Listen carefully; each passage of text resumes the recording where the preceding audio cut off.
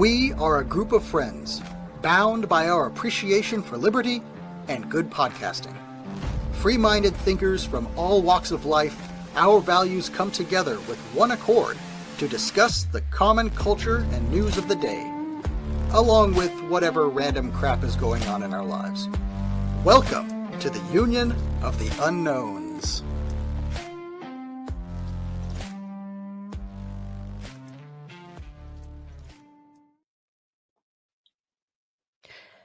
Hello there. Welcome to another episode of Union of the Unknowns. I'm very happy to be here with my good friends, Ashley. Think, Change, Repeat. How you going? Hello, I'm doing very well. I'm excited to be here with you fine people. It's always a pleasure. And Big Perm, always a pleasure to see you too, mate. How are you? It's always great to hang out with you guys. Happy to be here. Excellent. Thanks for joining, and thanks for joining in the chat too, you guys. Always good to see you. Today we are having the pleasure of Bettina Engler joining us. She is a fierce activist, has been for quite a number of years, through the COVID days with the World Wide Freedom Rallies, and also very heavily involved in the geoengineering, banning geoengineering preferably, in the Canada movement. And she'll tell us all about that stuff. I met Bettina through Jim Lee's Climate Viewer Telegram group around about a year ago now, and we've become friends. So I'm very happy to introduce Bettina, and happy to hear all about your history and what you're up to right now, Bettina. Do you want to tell us? So you're originally from Germany. Welcome, by the way. You're originally from Germany, and you're now residing in Canada. Correct. Yes, that's right. Yes, I'm in Kelowna, British Columbia, Canada, on the west coast. Well, not quite on the coast, but on the west side of Canada. Right. Not too far from me. I'm in Seattle. Oh yeah, there you go. Yeah, Vancouver is only an hour away, so I'm still 4 hours away from Vancouver. But yes, not far away. That's true. Yeah. Right. So you've been at this for quite a number of years, Bettina. You were responsible for those brilliant worldwide freedom rallies through the COVID days. Do you want to fill us in a little bit about that?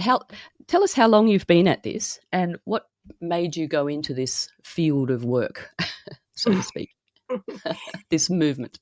Yeah, the movement. So I was actually a part of the Kelowna freedom movement. A friend of mine started the freedom rallies back in 2020, right in the beginning, March of 2020, when we all already instantly knew that's a hoax, that's bullshit. Pardon my language. So he started the freedom rallies, and I joined the Kelowna freedom movement. We started off really, really small, 6, 7, 8 people, that kind of thing. And then it all of a sudden grew quite significantly. So the freedom rallies really brought a lot of attention to Kelowna, and so many people then joined the movement, joined the rallies, and came to see us and what we have to share.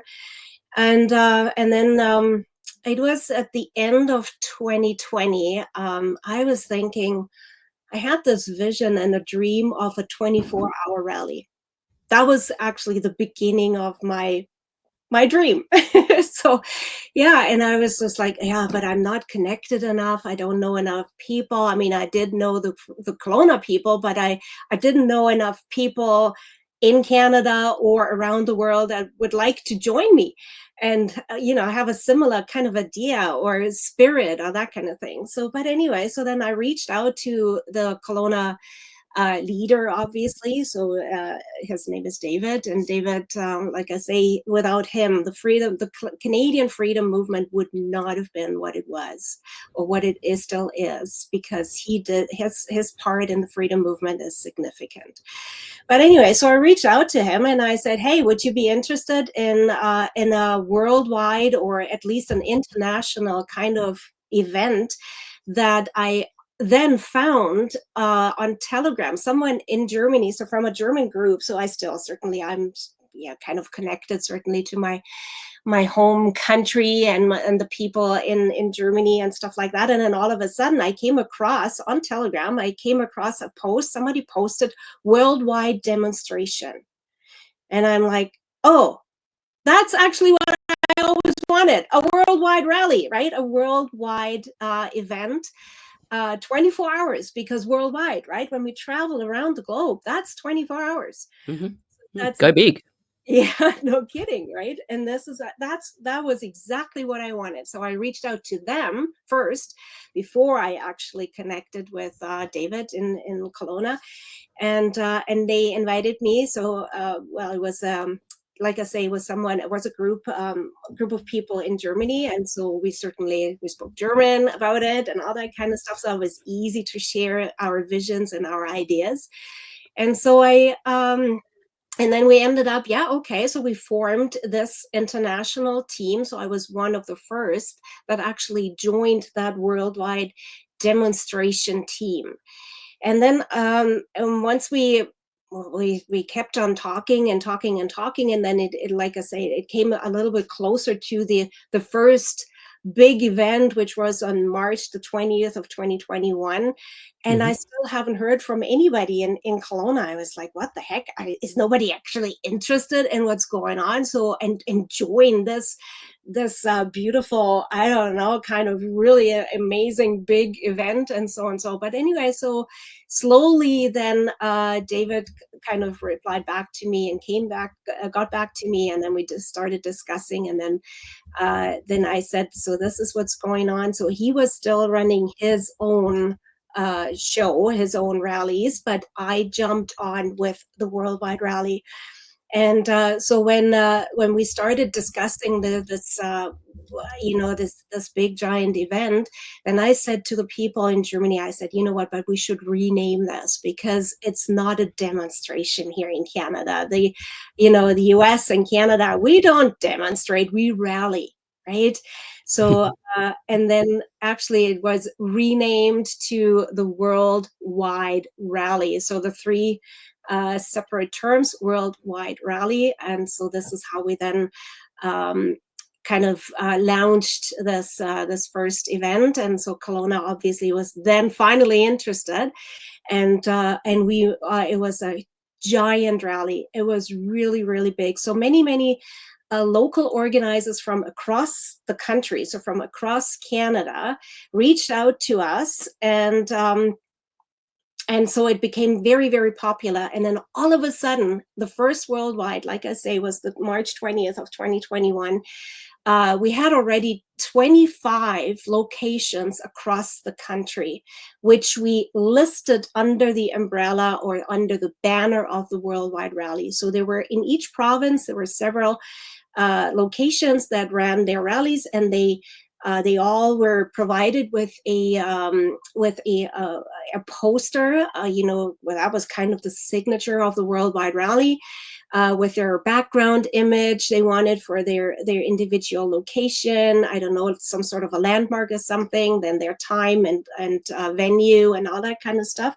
And then it got uploaded into a big giant. It was over 100,000 people in the Worldwide Rally Telegram channel, which was not a chat group, but it was a channel. So all the individual locations from all around the world were listed on that channel, and then on a website as well, and all that kind of stuff. So we had 25 locations in the English-speaking part of of Canada, and then on top of that, 28 in Quebec.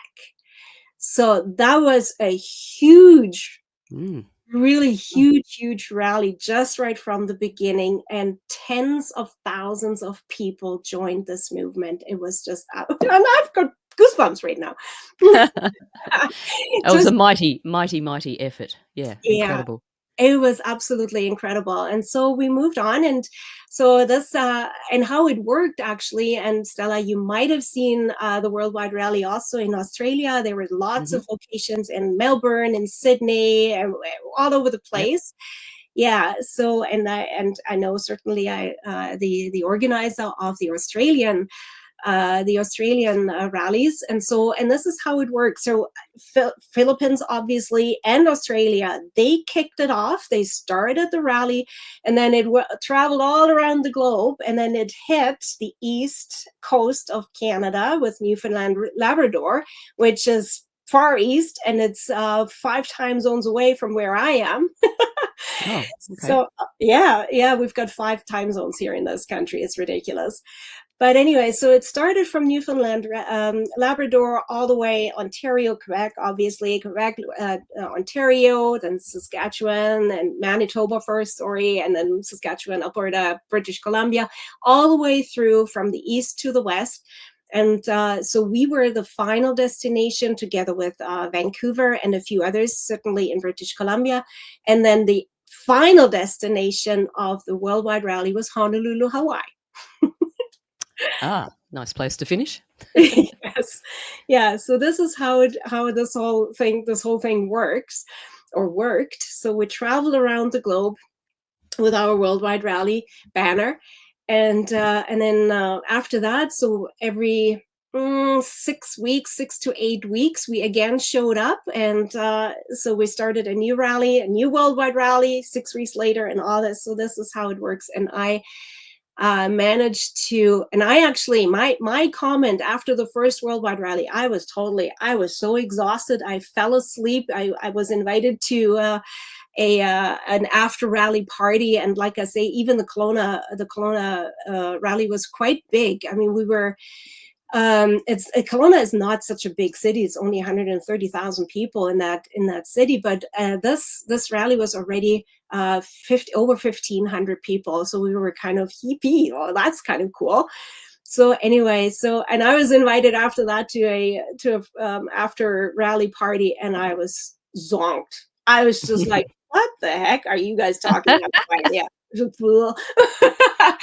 Yeah, I was so tired.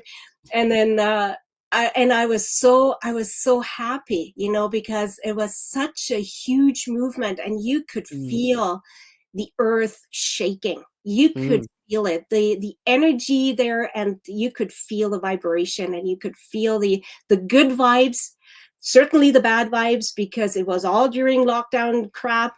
And so we could feel the earth shaking. So that was really something else. It was so beautiful. We had lots of good speakers, and I had Rainer Füllmich on screen, and the German lawyer.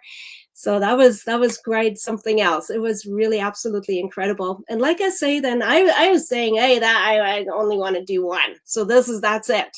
And then I ended up managing and organizing 7. 7 rallies. And then mighty effort. Yeah, no kidding. And then the 22nd of January, that was our biggest rally ever. So we managed to, and this was actually, there's a cute story to this. So we organized these rallies right through with a team. It was not just me, it was a team, and the local organizers, of their own rallies and stuff. But anyway, so my team, we always got together just a day or two before we launched the rally in Canada. So before we kicked it off. And I was like, look at this. We have, except for one, all provinces and all the territories. And that was kind of, too bad. But then we finished our call. We said goodbye, good luck, and everything. We finished our call. I opened up my emails, and the last province came in.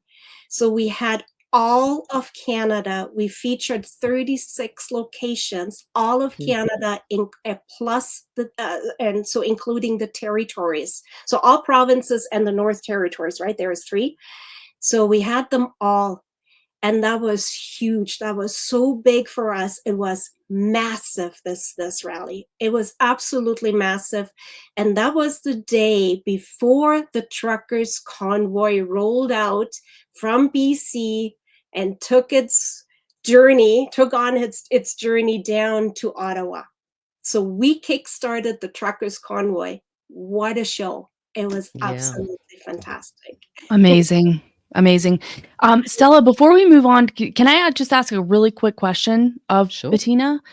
So Bettina, one of the questions, this is a very special story. I'm really glad that, that you're sharing that with us. And I wanted to say that our friend in the chat said that the trucker convoy changed his entire perspective on the world transformational event. So I just wanted to share that with you. He is also a fellow Canadian. And but I had a question for you, because in today's day and time, we have seen a lot of people try to put together a movement and really make something happen. But we also see people trying to hijack that movement. They're trying to derail that movement. And we also have, you know, this kind of interesting time where we're supposed to be able to protest, but we've seen people who protest have that narrative switched as well. And all of a sudden they're the bad guy, they committed crimes, and they really come down on them with the boot. So I just wanted to talk to you and ask, did you feel that you had anybody trying to subvert your movement? Did you feel, you know, personal fear about what the government was potentially going to do for people who are standing up? Oh yeah, absolutely. Yes, that was a big fear, but quite frankly, it was a little funny in Kelowna too. At the same time, yes, I mean, I'm never scared of stepping up and speaking out. I've done that all my life, so I'm not afraid of saying something. And Stella, you know that, right? That's my girl. That's my girl. I know. Awesome. Yeah. So I'm not very fearful. So I'm okay with that. But yes, there were a few people that really, yeah, they had to, well, obviously they had to fear, and there were legal actions taken against them and all that kind of stuff. I was heavily attacked in the World Wide Rally from people that simply didn't appreciate that it wasn't their idea. It was my idea. It was me bringing the World Wide Rally to Canada.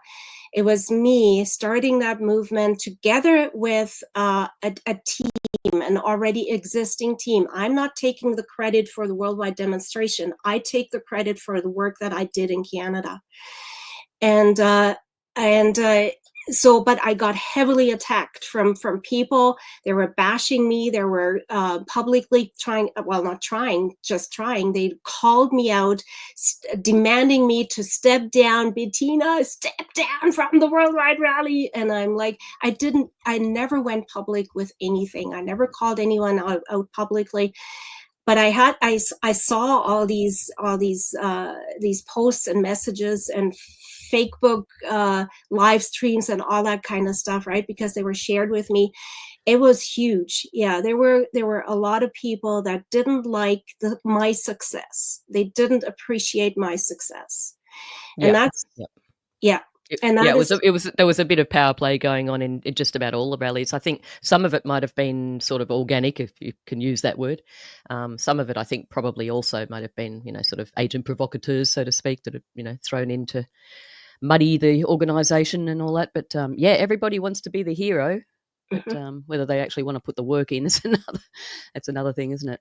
Yeah, exactly. So yes, and then finally, the World Wide Rally. Unfortunately, someone hijacked the World Wide Rally, and Ashley, you used the word hijacking. Yes, that is definitely going on. This is not just it didn't just go on with the rallies; it also goes on with here, with my Geoengineering Free Canada. I get hijacked.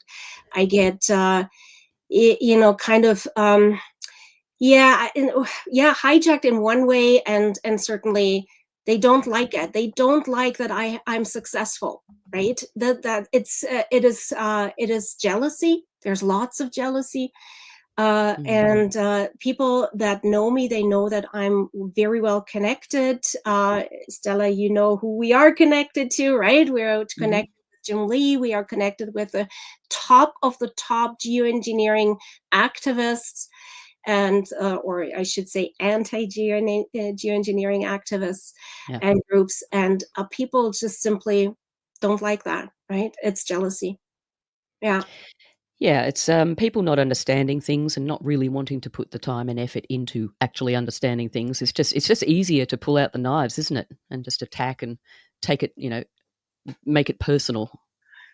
Yeah, exactly. Make it personal, or even, you know, even if there is something that you don't like, why don't you just approach those people? And it's all a matter of how you approach someone, right? If you approach, if you don't like something, you can approach this particular person, but do it in a friendly fashion and ask questions and just be polite.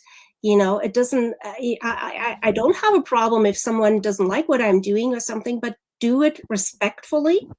And if you feel that there is something that you personally don't like about me, don't take it out in public. Do it privately. This is nothing for the public. This is something that between this and me, this person and myself, and unfortunately, that's part of the freedom movement. There is always these things going on. And just recently, Stella, you know what I'm talking about. Somebody heavily attacked me as well, personally, and did it in public. And that is unacceptable. If you don't like it, approach me personally and ask me why or what I meant by whatever, something you didn't like, right? That's how I feel about that. Now, I thought it was worth mentioning, you are also a photographer, and you took lots of photos through the rallies, etc. Now, you released a book about that, didn't you? Is that right? I published a book about the convoy. So David and myself, we both together traveled from Kelowna, obviously, to Ottawa, which took us 4.5 days. Oh my gosh. Yeah. So that was on the 13th of February when we hopped on my car and we took a trip down to Ottawa. And before we actually left Kelowna, I was invited to an event to speak about I was still running the World Wide Rally, obviously. So I was invited to speak about the World Wide Rally a little bit. And that was a group in Vernon, which Vernon is about an hour north of Kelowna. So that was already on our way out, because when you look at the map, and you look at Kelowna, which is in the south of British Columbia, obviously, and then Ottawa is on the other side. So you first have to go north, and then you drop down, and then you go east. So that was already a little bit further north. So that was on our way. So I agreed to speak at this event. And this group in Vernon, they collected during there were other speakers invited too, and other speakers were talking about different things and different topics. But anyway, so they collected and gathered and put together an envelope with $2,200 for the truckers. They didn't want to donate this, online. Because we all know what happened. So they handed an envelope with $2,200 to me and asked me to deliver this to the truckers. And I said, absolutely, we're going to do that for sure. So I took pictures on the way from Kelowna, obviously. So we're actually from Vernon. So there was a send off. They sent us off, and with the World Wide Rally logo on my car, and then we took off, and we were running so late. And the first destination was Medicine Hat, which is in Alberta. So that's the next east province of us. What's it called? Medicine Hat? Medicine Hat, yes. Okay. That's the city. Yeah, that's the city in Alberta. So that was our first destination. And I took pictures all the way from Vernon, obviously, down to Ottawa with all our destinations. And I took pictures always of the kilometers we drove.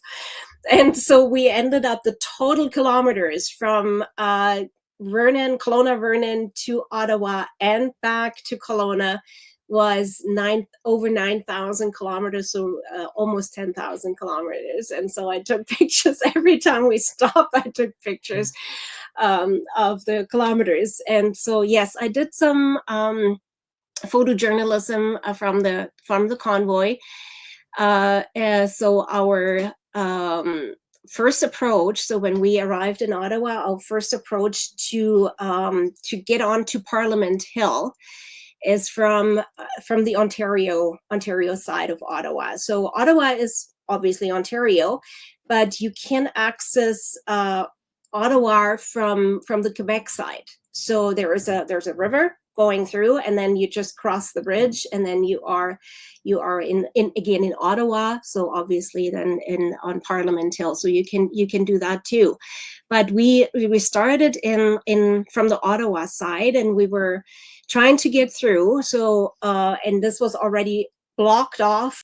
There was lots of police. There were snipers on the roofs and all that kind of stuff.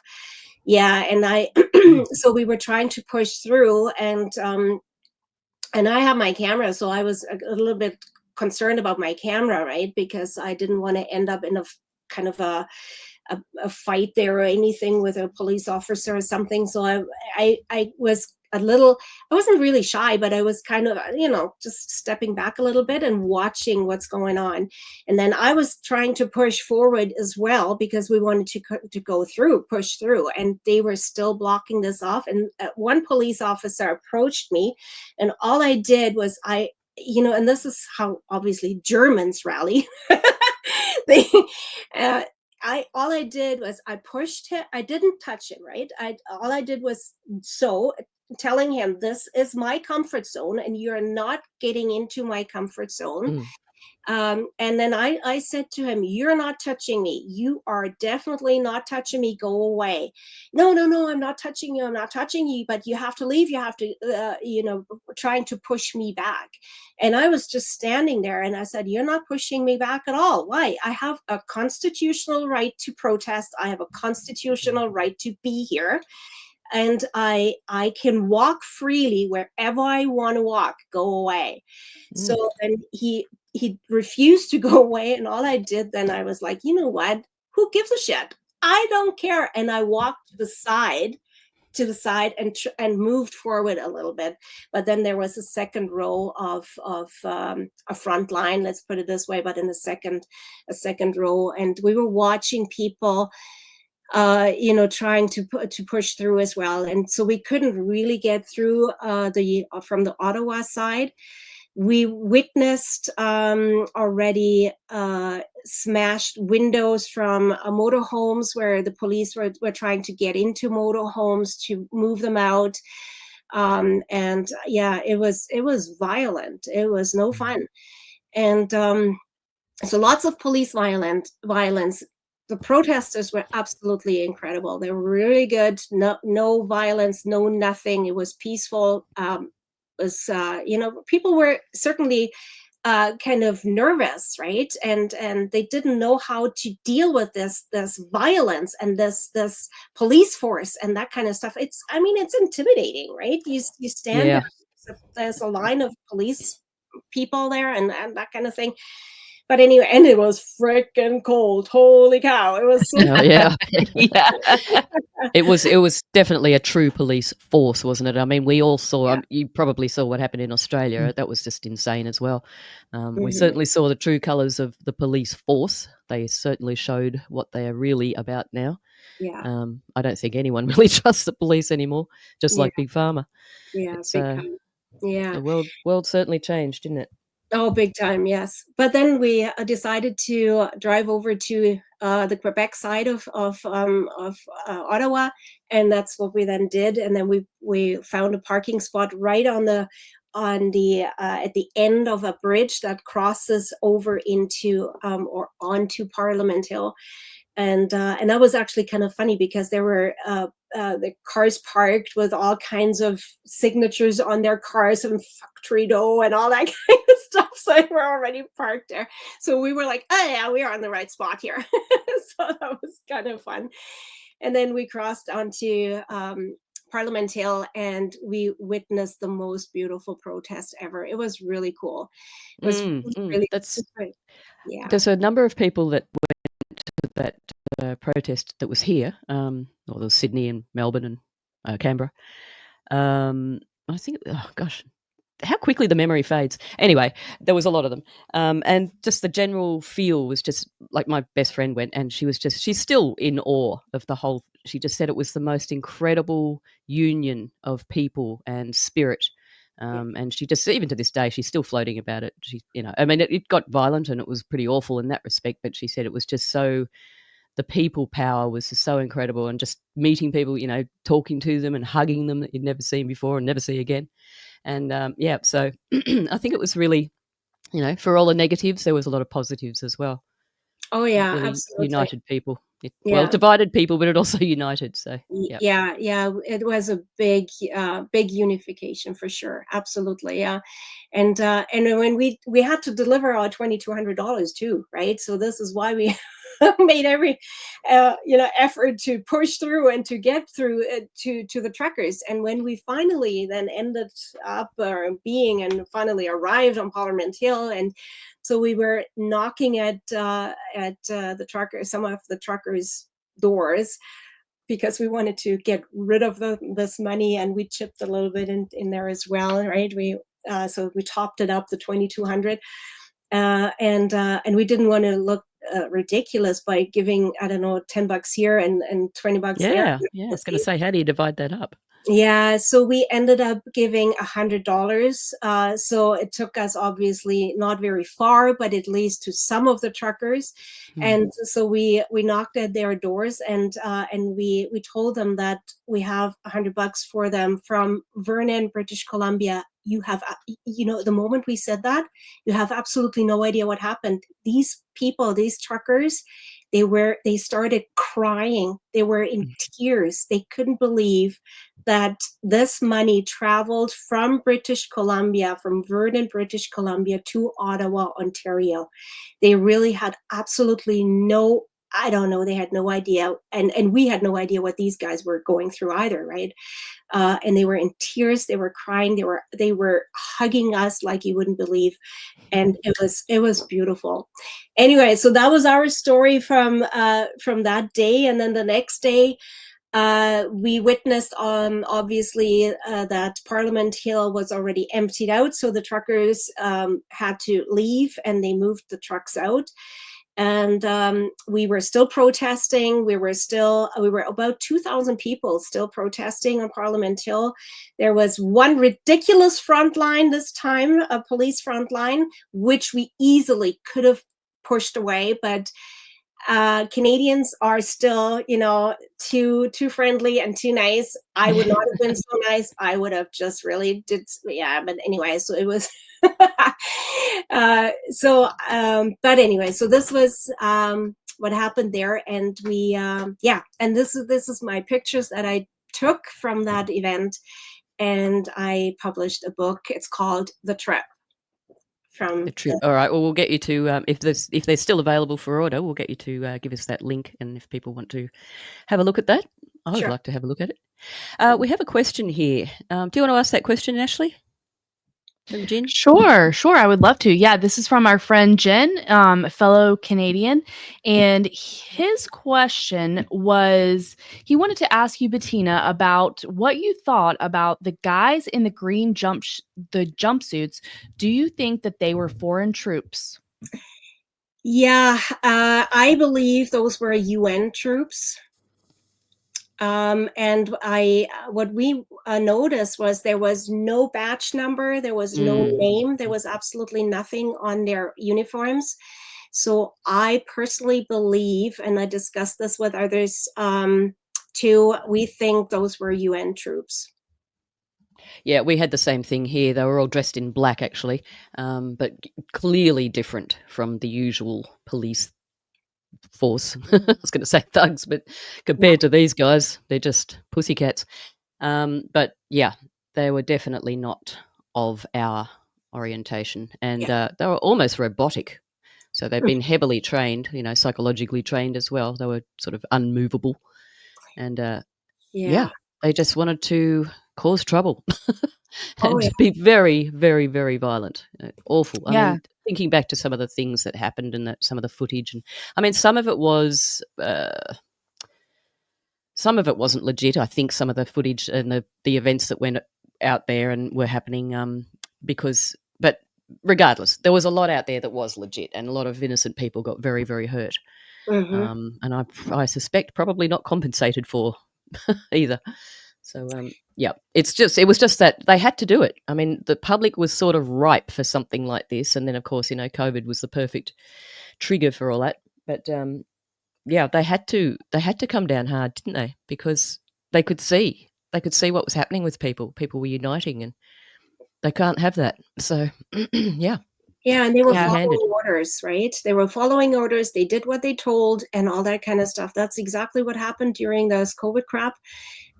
Follow orders, no matter what it was. Even if it was a police officer, right? RCMP here in Canada, or even people, right? Do what you've been told, right? Yeah. Yeah. And I think the UN factor, or having those foreign troops, whether it was UN or not, but I believe y'all, I think that that's accurate. But I think that adds another layer, not only to what Stella was saying, who knows what kind of training they had, right? Whether we're dealing with like hypnotic super soldiers or whatever, but we're still dealing with people that are disconnected from the population even further. So in a lot of cases, like, you have the thin blue line, right, in your country, and you don't cross the thin blue line or whatever, and you already have that divide between them and us. But then if you bring in militarized UN soldiers, they have absolutely no connection to the populace whatsoever, and they could be handpicked to be like the most disconnected from human empathy. Like, we don't actually know, but I think that really added to the brutality of what people experienced during the protests. Yeah, that's right. And when you looked at their faces, and I mean, I was with my camera, right? And I was taking pictures and close-ups of these guys that are, building that front line. And the moment I focused right in someone's face, I had him on my, right? All I had to do is release. And the moment I wanted to release, you could see actually that their faces and their eyes were moving away, right, to the side. So they didn't really want you to look into their eyes. I believe they did know that that what they were doing was wrong. I kind of have that funny feeling. And like I say, the moment I released the shutter, or wanted to release the shutter, they didn't want to look straight into my lens, right? Focus into lens. So that's obviously really, yeah, I kind of think that they kind of felt bad about it. I don't know. Maybe they're, who knows? You cannot look into someone's brain or head or whatever, right? We don't know what's going on in there. Yeah, I'd say they probably had the conscience beaten out of them at some point, or programmed out of them, or whatever. Big time. So, yeah. So these days you're spending your time in the Geoengineering Free Canada realm. How's that going? Yeah. So after I left the World Wide Rally, I started another kind of nationwide rally, was called the Ocean to Ocean Freedom Rally. And but the rallies then started already to kind of Dwindle getting a little smaller bit. and smaller. And yeah, I mean, there are still some of them going on, and Kelowna still does have the rallies. But then, I mean, it was kind of, it was not doing anything anymore. So I thought, and yeah, the story to how this Geoengineering Free Canada started was, I was on a trip to Kelowna. Actually, I was driving the highway, and the photographers look up the sky, right? And they always do, right, Stella? We always look up the sky. And I noticed these, the trails and all that kind of stuff. And I was like, oh, that's weird, because this is so much more than I used to see them. And on my way down to Kelowna, I counted probably 35 plus of these weird things in the sky. And I was like, yeah, we should do something about this. And and then I phoned up a friend of mine in the Kootenays, which is in the east part of BC. So it's already it's a few hours away from me, but still, she's an absolutely incredible long-time activist as well, for decades. She actually, together with her organization, they stopped the clear cutting here in that area. So big success for her, absolutely. And like I say, beautiful woman, and I love her to pieces. And I phoned her up and I said, hey, we got to do something about it. What do you think? And she said, instantly, I'm in. So we founded Geoengineering Free Canada, and had absolutely no clue what we were doing. seriously, absolutely no idea about geoengineering. We did then start our research. We founded that organization because we wanted. When was this, Bettina? Sorry to interrupt. When was that? That was What in year? September, October of 2022. Okay. All right. Thanks. Yeah, 2022. Yes, and like I say, absolutely zero idea what we were doing. And then my friend, she tracked down climateviewer.com, Jim Lee's website, and then we started researching his website, and we were absolutely blown away from that. What you can find on this website. We were just, oh my gosh, really? Yeah. What the heck are we doing here? It's incredible, isn't it? I mean, if you haven't been to climateviewer.com yet, people, please do yourself a favour and trundle on along and just have a look, because not only are they some of the best websites on the internet, because they've just been really well constructed, and Jim knows what he's doing. He does them all himself. He's a coder from a long time, way back. But there's just so much information on there. It's just anything you could possibly think of to ask, I can guarantee it's on there, probably a number of times. And he also has weathermodificationhistory.com, I think it is. Not sure about that. Yeah. .com. Okay. And that's also a mind blower, because this stuff has been going on since, basically the 1800s. It sort of started, really, the concept of, and very crude geoengineering, but it's quite incredible how long it's been going and how much history there is that's been recorded. So, encourage people to go along there and have a bit of a read. But Jim's very much highly respected, well, by some people anyway. In this movement, he is the go-to guy. He's got all the receipts, and he's got an incredible knowledge of all the issues, and he's got a very good memory. So he remembers the details, and he's got the gift of the gab. So he's the guy. And he's also backed by a pretty good team of researchers, and he's got a good support system around him. Hey, really quick, we have a quick question from Jen. He's getting ready to take off, but he wanted to ask, David Ebby, how bad does Bettina believe the foreign interference is in BC in particular, or Canada more broadly? David Eby is that's our premier. That's how we pronounce it. So he's the head of BC. Very evil guy, absolutely incredibly evil. And I believe that he is he brought in the he's heavily supporting the immigration. He's pro-immigration, let's put it this way. And when you look at the Okanagan specifically, and I am from the Okanagan, the Okanagan is not the Okanagan anymore that when I moved to the Okanagan, it's not the same anymore. Every single gas station, every little store, even the big stores like Staples. Staples is a big office supply. I don't know if you guys know that. So it's called Staples. People from the States know Staples as well. There's Home Depot. All these, even the big stores are run by East Indians now. And that's huge. That's huge in the Okanagan. And I see that comment here, 100% British imperialist, big time. I can support that 100%. Yeah, it's big. Yeah, he's definitely like complete demographic change. Yes. Yeah. It's all lockstep. I mean, Canada, Australia, UK, New Zealand, and America. The Five Eyes, the echelon, and we seem to be all fairly in lockstep, all very, very similar things going on, and it's almost like, well, we'll do this thing in Canada and we'll do that thing in Australia, and it's all very testy, you know what I mean? So we're all kind of, because I mean there are some places which aren't actually, this stuff isn't really going on because they're just not having it, but we never get to really hear about that. So we're heavily under the thumb. Yeah, big time. Yeah. So, anyway, Stella, go ahead.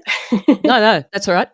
So the geoengineering, we're trying to, but there's lots of fights, isn't there? Because there's the fight against the actual, carrying out of these ridiculous ideas of due to climate change, so to speak, like the actual geoengineering. And then there's the unintentional geoengineering that is happening through just, flights, aviation industry, and military, of course. And then the other fight is trying to dispel the myths and all the fear-mongering that's going on with several groups. Some of it is because they just don't quite understand what they're talking about. And, of course, then the other ones are due to controlled, mudslingers and people in there trying to, cause trouble and what have you, break everything apart. Chaos agents. Mislead people. Yeah, misinformation and making money from it. Lots of people just piggybacking and parasiting, but so there's quite a few fights, isn't there? My focus kind of shifted away from them and more towards just trying to get people to figure out the truth from the myths and the fear. Yeah, that's pretty true. hard, isn't it? Yeah, there's lots of fear mongering, and social media might be a good thing for us here. Look at how we get, connect the world. We are here. I'm here in Canada. There's U.S. There is Australia. And I'm certainly still connected to Germany and all that kind of stuff. So it's social media, and at some point does make sense, but it doesn't make sense when there is fear mongering going on, and when these weird things get shared. And just just a few days ago, a friend of mine sent me a picture of, Trump is putting together a task force, and this is Nuremberg 2.0 and 2.0, and oh my gosh, people, oh, I mean, why the heck would he even send this to me? I mean, if you are halfway, understanding or understand what geoengineering is most people don't even understand it. I mean, I'm far away from being an expert. I really am. I'm not an expert whatsoever, but I did learn a lot by focusing really specifically to that topic. I don't do anything else. There's lots of other groups that do their soji stuff. There's other groups that do this, and there are other groups that do that. I don't do all that kind of stuff. I understand it. Understand in terms of I know that's going on, and I appreciate the group is, do your thing, but do not think now that geoengineering is in everybody's mouth. And it became so popular, that term, all of a sudden, nobody is talking climate change anymore. Climate change became boring. Now it's geoengineering, and everybody is saying, this is geoengineering. What do you know about geoengineering? Can you explain that to me? Can you explain what geoengineering is? And as soon as you get into that, then people, they get offensive, and then they start attacking you and all that kind of stuff. Whoa, this is what's going on, I think, and when we started Geoengineering Free Canada, like I say, and I totally admit this, I had no clue what I was talking about, seriously. And then once we found Jim, and I emailed Jim, and I said, hey, would you be interested in helping us? That kind of thing. He instantly got back to me, and he said, what am I supposed to do? I'm in. And I went, woo, okay, well, that's interesting. And then and since then, we are in daily contact. We talk a lot, and he taught me so much, and I still learn so much about geoengineering. Whenever you go on a show with him, there's always something new. What the hell? Yeah. I know, and there's never any pregnant pauses or anything like that. It's just information. Churn out. It's quite incredible. Yeah, you're right, Sherry. It's not just the lines in the sky. Geoengineering covers a huge gamut of all sorts of psychotic projects. Ashley, did you have something? I do. I had a question. So if we're talking, because I know that Stella and yourself, Bettina, are very well versed in this, and I know that it's something that you dig into and you're very involved in. But let's say that you are more of a lay person. I'm not including Perm here, but certainly I am. Stella knows where I'm at on this stuff.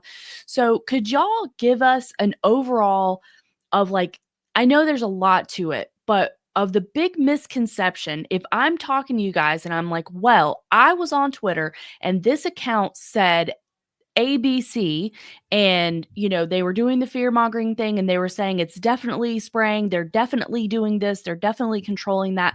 Can y'all give us an overview of how that type of thinking is maybe not helpful, and maybe how to reframe that for what is actually happening? Well, if you ask me, I have a 25-minute introduction video about geoengineering. So it's on my website, geoengineeringfreecanada.com, under the section videos. It's the first one on the top left, I believe, and it's kind of a primer. It's a very, very simple explanation, geoengineering in a nutshell, because Stella was so right. It's a very complex and very sometimes even difficult to understand topic. It's very technical, and maybe sometimes over people's heads, because that's, when you do not dig into this enough and you don't like the topic, then you're easily get caught by this fear stuff, right? And that is certainly something that people should understand. There is a lot of fear going on, and fear is not a good advisor, right? We know that. We learned that especially over the last 5 years. So I do have that little primer. So I would like to encourage people to look at it. It was a simple presentation I put together, and then I took a video, made a video out of it.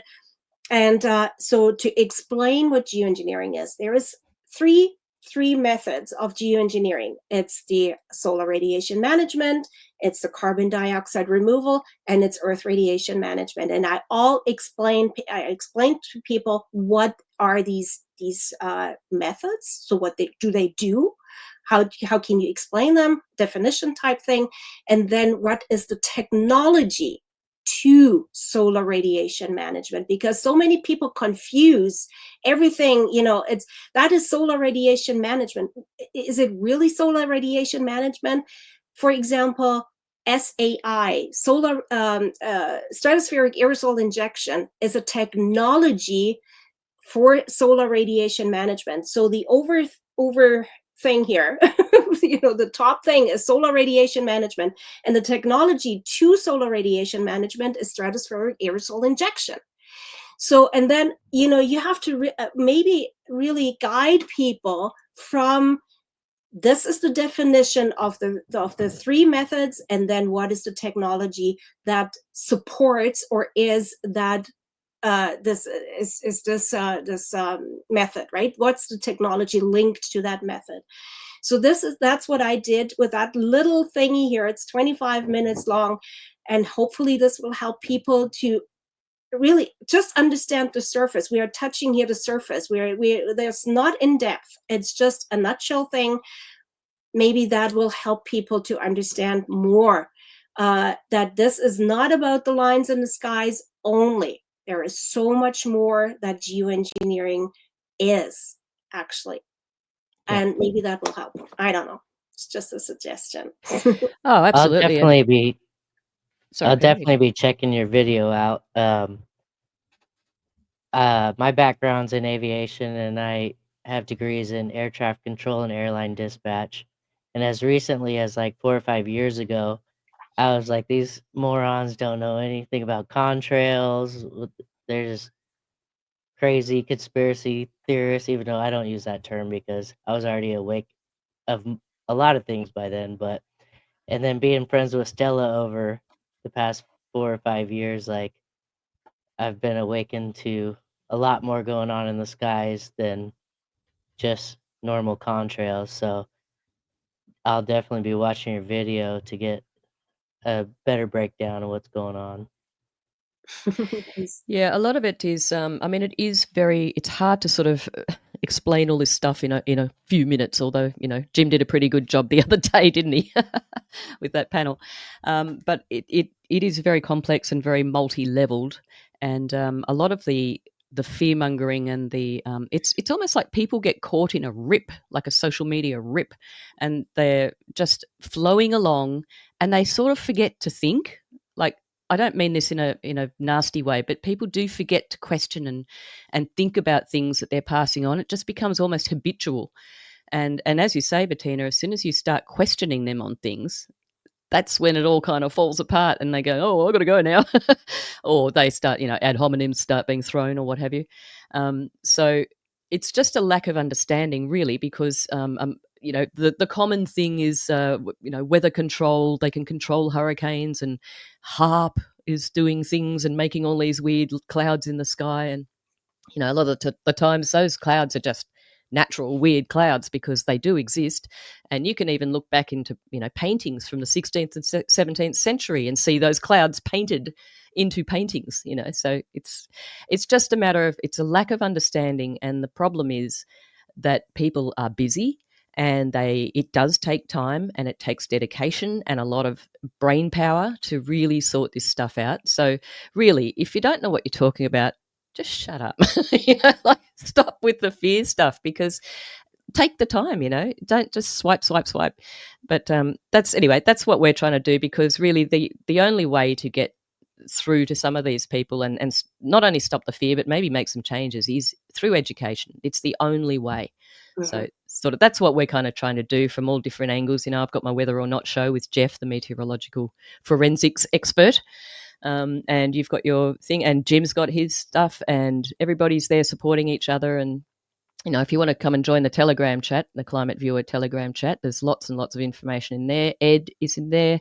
He's always churning out amazing research papers and things. He's the man with the shovel, the golden shovel.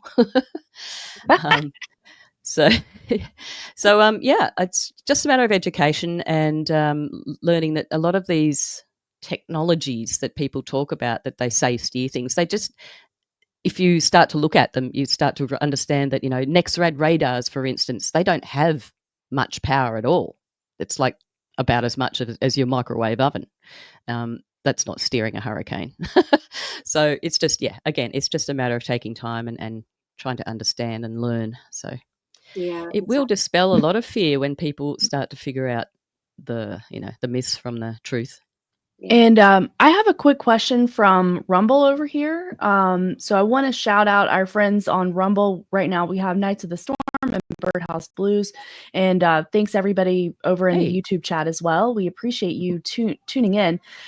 So here's the question from Knights of the Storm. He said, I keep seeing people claim HARP is being used to spread out the SAI. I don't see how that's scientifically possible. Any thoughts from your guest? Well, you need to understand what HARP is. HARP is an ionospheric heater. So, and when you look at the Earth's layers, so here we are. We are on the ground. We've got our mountains. We've got our beautiful clouds. This is called troposphere. And then there is a tiny little layer between the troposphere and the stratosphere, which is the next highest level or higher level, which is the tropopause. Then it's going into the stratosphere, and then it's going up and up and up. So they're between the stratosphere and the mesosphere. There is this the stratopause, and then then there's the mesosphere and all that kind of stuff. So you have different layers around the Earth, and in my world, the Earth is round. Anyway, so there's these layers. Sorry about the trigger, people. Okay. Anyway, I'm not going into that debate, but this is just my world, okay? All right, so my picture of the Earth is round. Anyway, so we've got these different layers, and the mesosphere, and what's the next layer above the mesosphere? Thermosphere, exactly. Those two, they create the ionosphere. Those two are the ionosphere. So HARP is down here on our level in the troposphere, sending the frequencies out into the ionosphere and heating the ionosphere. So the stratosphere is way below. So we are tens of thousands of kilometers out here, right? So this is why HARP cannot even steer anything. It's just way up there. It's got nothing to do with that at all. It's also a very, very small beam as well. It's not like a great big huge wide thing. Yeah. So Yeah, and the stratospheric aerosol injection, that's like basically sulfur. They're sort of spraying sulfur and to reflect the sunlight. I still can't get over that. It just sounds so stupid, doesn't it? I mean, Yeah. anyway, all this stuff sounds so stupid. I mean, the whole carbon dioxide collecting thing, how stupid. It's just so dumb. And people fall for this stuff. It's like, I can't believe it's gone this far, but then you've got the wind and everything as well. So, but yeah, there is a number of things going on. I mean, they're doing marine cloud brightening as well, which is basically spraying salt up into well, I think that's just into the troposphere, isn't it? Because it doesn't go very high. Yeah. That's, same thing to reflect the sun, brighten the sun, or Yeah. brighten the sky and the clouds. So there's all sorts of crazy stuff going on. I think there's also I feel like there's a few red herring type projects as well that are sort of made to keep us all busy and running around, flapping our arms. I don't know.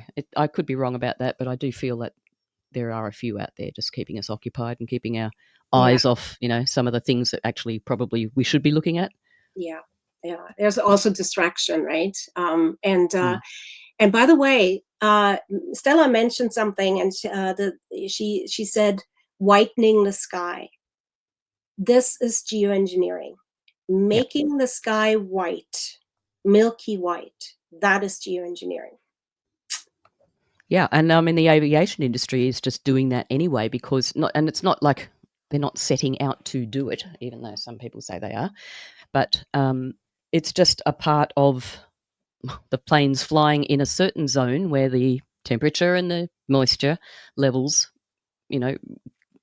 combine at a certain altitude, and we can see the exhaust coming out of the jets, which is always there. It's just that sometimes the conditions make them visible. And so then they start to spread out and they turn into cirrus clouds. And then, of course, that becomes the milky veil over the sky, which nobody wants. But, and then you try to talk about things like, well, what's the solution? And it's like there's just so many more flights these days. I mean, there's more and more all the time. And, the airline industry dropped their prices a few years ago. And, of course, everybody flies everywhere now. And then when you start talking about solutions, which is, I mean, what are the solutions? The solutions will have to be either clean up the fuel, which is going to be extremely difficult to achieve because a lot of it's based on the dollar. And, you have to have certain additives in fuel for it to make the plane stay up in the air, to make the motors work properly, etc. So, unfortunately, the byproduct is exhaust, which joins up and creates this veil in the sky. So, yeah, I mean, all we can really do is keep raising awareness and keep on the backs of the airline industry. I mean, theoretically, we should all sort of maybe think twice about flying and do we need to take that trip? But then you start getting on board with the whole UN agenda and you get blamed for saying, oh, you're trying to push the whole UN green agenda and all this. It's like, no, we're not. Well, Yeah. what do you want? Do you want to stop the lines or, because all these people are complaining about the lines in the sky, but then they complain about the solutions as well. So Yeah. what are you going to do? Huh? Yeah. Well, you're so right, Stella. It's about education. It's about information, and raising awareness.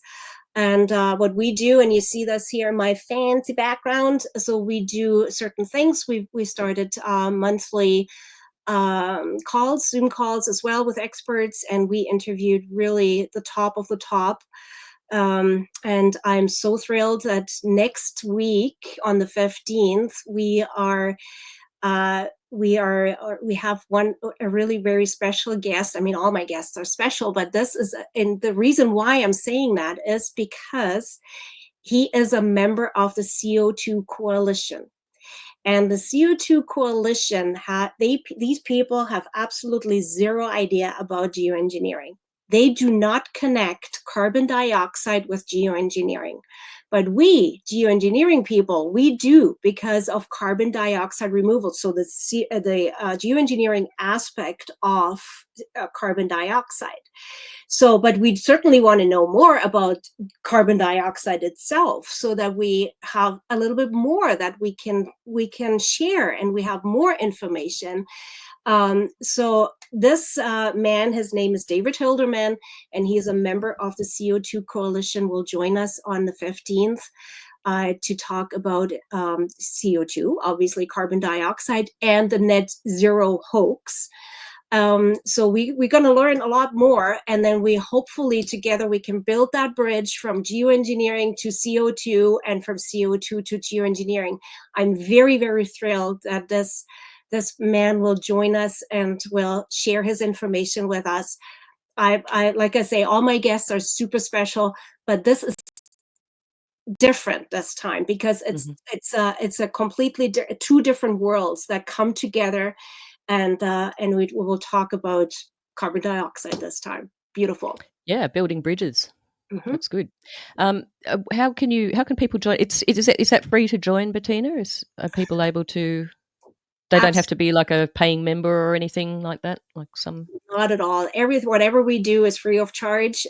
We share the link on Substack. We do have it on our website under upcoming events. There's a few things that are upcoming. I do in-person events as well. Next, the coming Saturday, I will present to. It looks like it's going to be a bigger crowd as well here in a rural area, which I'm kind of thrilled to share my knowledge and my information that I have about geoengineering to a community that is different from the city community as well, because it affects their crops. It does affect their activities down here, which is, like I say, completely different crowd this time. And so this is an in-person event. I have another in-person event coming up in Vernon, again, an hour north of Kelowna. So I did already travel the province quite a bit. So I traveled from Kelowna to Vernon to Vancouver Island, and all over the place to raise awareness about geoengineering. And yeah, and I hope that I got better too over the last years. And I'm really, really, really thrilled that I had so many incredible guests on my show, and including Jim Lee for sure. I interviewed Alana Freeland, and I interviewed Nikki Florio from Be Heroic, all these really top of the top activists, anti-geoengineering activists. I'm thrilled, and I'm so proud, and I'm honored that I can safely say that I'm friends with these people. So I'm really happy about that. Very happy. It's a pretty powerful crew. Yep. Ashley. Quick question. The information because Stella had shared with us beforehand, your Substack and your YouTube page, is that information essentially the same, just depending on whatever platform that person prefers? Or is there like a lot of separate information on those platforms? Well, the geoengineering, the Substack for us is linked to the website. The website is linked to Substack. So all the information you find on Substack is on the website, and the website information, well, certainly not website information, but links or anything that is also on Substack. So it's it's all linked. YouTube, our YouTube channel certainly is obviously, well, sort of disconnected. So I don't do live streams. That I don't know how to do that. So it's not. But I record the sessions. I record the interviews, and then I upload them onto our YouTube and Rumble, by the way. So I have a backup here too. So I'm not only on YouTube, because you never know, right? Yeah. So this is how we operate. That's who we are. All right. Fantastic. Well, we're going to leave all the links in the show notes as usual. Ashley, would you mind just popping that Substack in the personal notes there, that Substack link into Rumble for me? Yeah, absolutely. Absolutely. Is there anything else that you'd like to talk about, Bettina, while you're here? Because I think we've covered a fair whack of what you're all about, and people can obviously go and join the website or the Substack and read a little bit more. Is there anything else that you'd like to talk about? All I can say, maybe, I don't know if this is a final remark or something. All I can say, people, please don't be shy. Step up, join us so that we can come out stronger. We can do a lot more research, throw things at us. It's fine to email us. It is totally fine to share stuff in the comments, wherever you think you want to, share things with us. So this, we need support. We need help. I just started a newspaper. I wanted to come out with a newspaper, something completely offline this time. I need support. I need help. I need, I need sponsors. I need a printer, all that kind of stuff. All these little things. A volunteer, maybe help me out with that. I don't know. This is what we need. This is how you can help us activists to come out stronger and to share more information and raise even more awareness.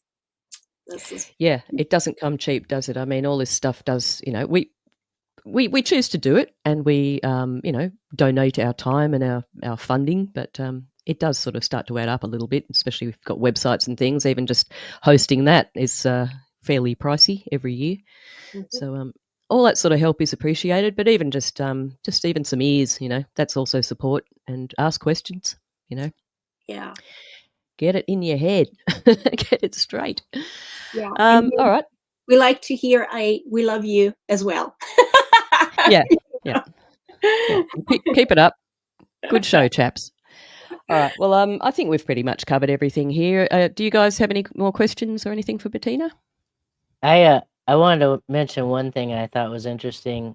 You guys were talking about the guys in the green jumpsuits earlier at the trucker protest, and I was trying to rack my brain to remember what they looked like. So I Googled guys in the green jumpsuits at the Ottawa trucker protest, and nothing like that came up at all.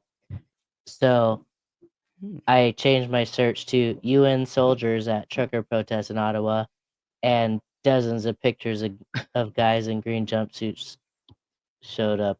So Yeah, right. I think you're probably right. Yep. Yeah, it's definitely what happened. It was a global police force forcing their policing. Trial balloon, my opinion. Yeah. Yep. All right. Well, thank you very much for joining us today, Bettina. It's been lovely to have you here and hearing all about your wonderful journey through activism. And thank you for what you do, and keep it up. I hope you do get more support, and we just got to keep at it. Just persist. Keep plodding on, trucking on. Yeah, we keep a persistent trail. Yeah, that's right. Just make ourselves spread out. Exactly. Yeah. All right. It was nice meeting you, Bettina. Thank you so much. Well, thank you. Thank you as well. And thanks for having me. Thank you for coming on. It was nice to meet you. Yeah, we appreciate it. Yep, we'll have all those links in the show notes. And, of course, my Whether or Not show is on Stella Q Australia on YouTube, that channel. I haven't got my butt into gear yet and put it onto other platforms, but I'll get there at some point. I don't care about algorithms and stuff. And Ashley, where on earth could you find Union of the Unknowns? Well, Stella, I'm glad you asked. I almost said Union of the Onions. We don't know them, but maybe we can become friends with the onions. Peel back some layers. They can find us at unionoftheunknowns.com. That's our Linktree page with all the myriad ways to get in touch with us. Back to you, Stella. Fantastic. Well, thank you for joining us here today, everybody in the chat and Rumble and anywhere else that happens to be listening. And thanks, Ashley and Perm, also for being here. And until next time, take care, everyone. Look up, but keep your feet on the ground. Thanks very much, all. Thank you. Take care. Bye. Thanks. Bye-bye.